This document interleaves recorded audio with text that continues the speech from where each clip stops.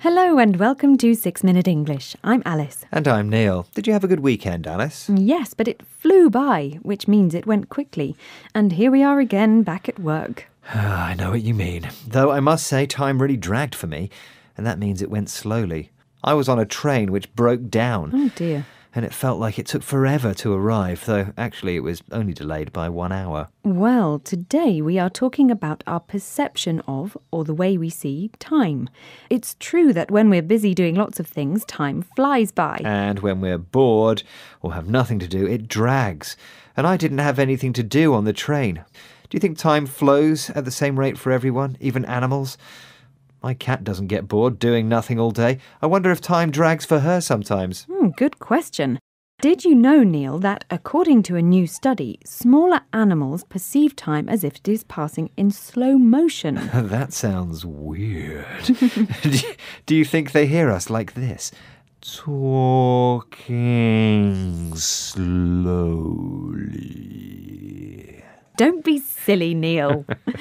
What I meant was that small animals such as insects and small birds can observe more detail in a certain period of time, for example, a second, than larger animals. And how does this help them exactly? It sounds like the day would really drag if every second got stretched out like that.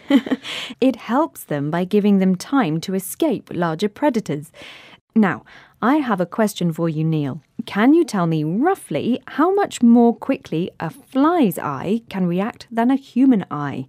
Is it A, twice as quickly, B, 4 times as quickly, or C, 10 times as quickly? Well, I'll go for C 10 times. Flies are pretty nippy, and that's another word for quick. Yes, well, we'll find out later on if you got the answer right or not. Now, small animals can typically process more visual information than we can. But in a dangerous situation, our brains can work in overdrive to process information more quickly.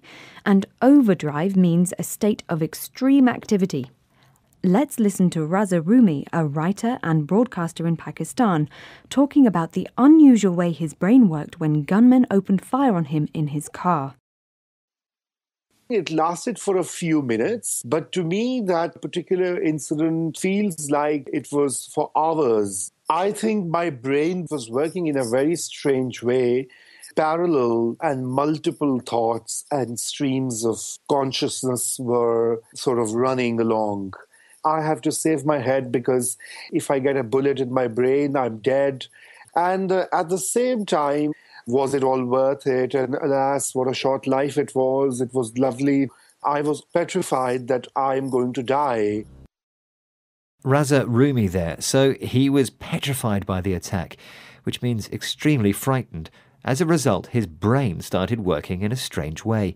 He was thinking and feeling lots of different things at the same time. That's right. He remembers thinking practical thoughts like, I have to save my head. But in parallel, or at the same time, he also remembers having philosophical thoughts such as, what a short life it was lovely. Have you ever been in a dangerous situation where your brain went into overdrive? Yeah, I was 10 years old and I fell backwards out of a big tree in our garden. Oh no. Yeah, I have a vivid memory of the sun flashing above me and the clouds moving across the sky and the leaves rustling in the trees above me. My mum was screaming through the kitchen window as she saw me fall. I experienced so much in the space of just a few seconds, just like Raza Rumi describes. Yes, a vivid memory, by the way, is clear and detailed. Oh, poor Neil, did you hurt yourself? Some big bruises, but no broken bones. Glad to hear it. Now, it's a strange trick of memory that in a scary situation, your brain starts to record everything in great detail. And the more memory you have of an event, the longer you believe it took. This idea explains why children often feel that time is passing slowly, because their experiences are new and they are creating lots of new memories. Whereas boring grown-ups like us are following routines that don't require new memories because they're so familiar. But let's listen to Claudia Hammond, author of Time Warped, talking about how we can stretch time and make our days feel longer in a good way. If you can spend your weekend filling it with loads of new different activities, it will go fast at the time because you're having fun. But when you look back, say, on Sunday night and you've got to go to work next day, it will feel as if your weekend was long because you filled it with new memories. We should do that this weekend, Neil. What do you think? Definitely. I'm going to buzz around like a fly, creating loads of new memories. Now, are you ready for the answer to today's quiz question? I asked roughly how much more quickly a fly's eye can react than a human eye. Is it A, twice as quickly, B, 4 times as quickly, or C, 10 times as quickly? And I said C, 10 times as quickly. The correct answer is B, 4 times as quickly. Flies have eyes that send updates to the brain at much higher frequencies than our eyes because they can process the information more quickly. This speed illustrates the impressive capabilities of even the smallest animal brains. Well, before we buzz off, perhaps we should hear the words we learned today. They are flew by, dragged, perception, nippy, overdrive, petrified, in parallel. Well, that's the end of today's 6-Minute English. Remember to join us again soon. Goodbye. Bye. 6 Minute English from the BBC.